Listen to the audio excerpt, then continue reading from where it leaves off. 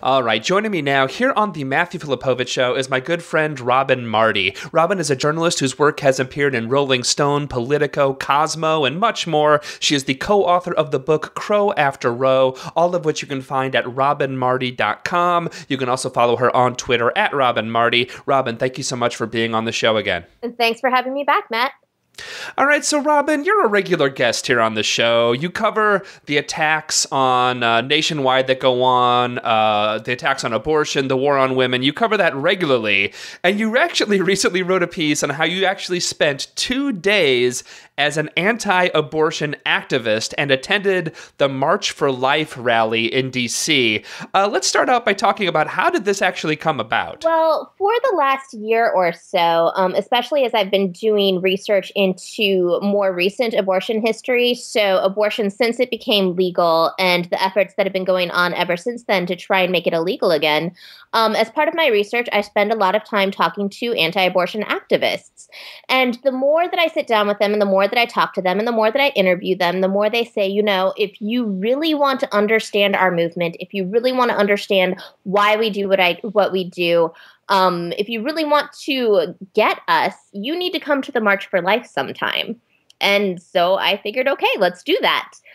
Here they were giving me an open invitation and saying, you can come, you can follow us around, you can cover whatever you want to cover. We'll all talk to you. So come to it. So I went to a place called Contributoria, and it's associated with The Guardian. And what it is it's a freelance site for freelancers who are looking for funding for particular projects. So I put up a proposal saying, I'm going to go cover the March for Life for 2 days. And it took 24 hours to get the whole thing funded because people were so excited about it. So needless to say, you've now been converted. Oh, yeah, for sure. I hate to tell you, but I believe that abortion should be illegal in all cases. No, it's not going to happen. And that's the thing. Right. I think for a lot of the people on that side, there's an understanding that for so much of their efforts, they are preaching to their own people.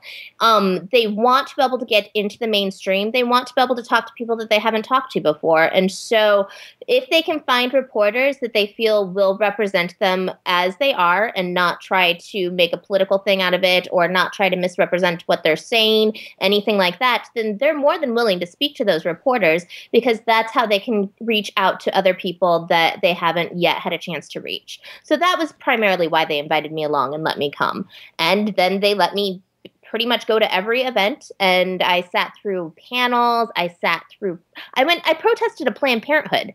So I pretty much did everything that I hate, and I got to see firsthand what they really believe. Well, let's dig into that. So, let's just go through. The report kind of goes. You spent 2 full days there. Yeah. So let's start at the beginning. You get there. What's the first thing that you do? So originally, I was just going to go to a couple of panels, and then I was going to go to the march itself. But as I was getting my schedule together, I found out that there was going to be a roughly 100 to 200 person youth protest at the local DC Planned Parenthood. And of course, I can't miss a good protest. I love a good protest. So I met the group Priest for Life there, and Father Frank Pavone was organizing a protest. It was quite interesting because that was my first real introduction to a lot of people that I've been writing about for many years, but have never met face to face. So it was the first time I got to meet Father Pavone. And then shortly thereafter, the first time I got to meet Troy Newman, the head of Operation Rescue. So that was really interesting. The first thing he did was come up to me, and once he realized who I was, basically asked me how I felt about having the blood of 56 million children on my hands, not to mention all the women who had died of abortions as well. And then he just kind of wandered off. And I'm like, okay, well, that was interesting. And that he's like drops mic and then walks away. Yeah. Well, got that. That was what I expected everything to be like. I mean, in a lot of ways, I expected everything to be very hardcore, going for the kill. This is our chance to really talk to you and make you understand everything that you've done wrong. But then a couple minutes later, he came back up to me, and we were watching some cops that had left their motorcycle by us. And he's like, we should totally steal that thing.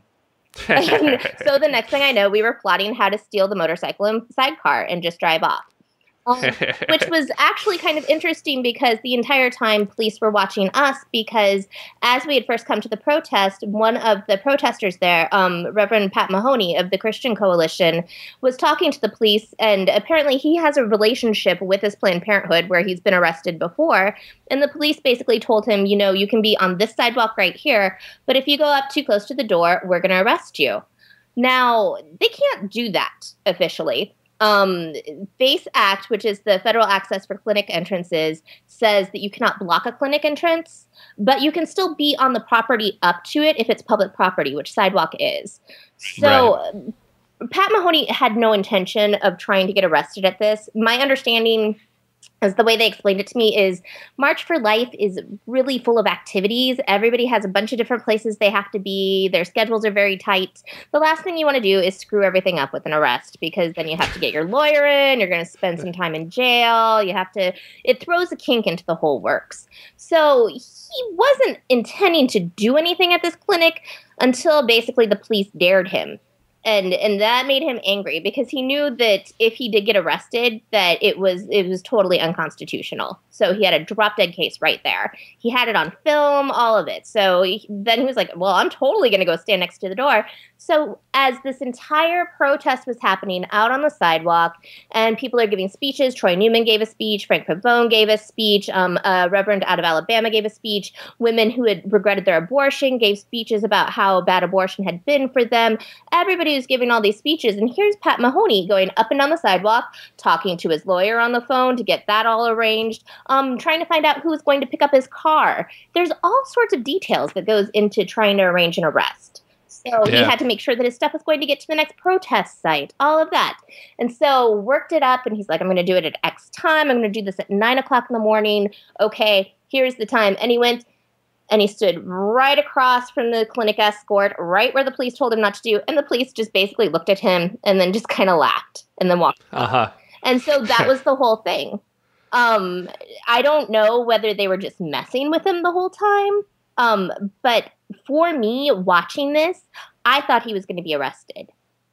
It was very intense to watch this and know that here's a man who is, I mean, he's got all sorts of things that are planned for the day, but he's going to throw it all over because a policeman told him this is something you cannot do, and he knew that legally within his rights he could. And so that's what, I mean, it was a very tense thing, especially because at that point, then all of these young kids, so maybe 15 to 18 years old, coming off the sidewalk once he went in and started arranging themselves on the lawn itself in front of the building. Mm-hmm. So I thought not only was he going to get arrested, but he was going to get all these poor kids arrested too. But no, nothing happened. And he told me later, he's like, once I realized that the police weren't going to arrest me, then we decided to go ahead and move everybody onto the lawn, because obviously they weren't going to arrest anybody. But at that time, I'm like, you're going to get a whole bunch of kids arrested. And it got very, very tense there. So it was a really interesting thing for me to sit through, because I'd never sat through something like that before. I've never seen a bunch of people. I mean, I could see what a surge would look like if you really went to go and block a clinic. We don't have rescues like they used to in the late 80s and early 90s. We don't have people chaining themselves to clinics. We don't have them locking arms and being pulled away one by one. But that was probably the closest I ever came to seeing how that would start.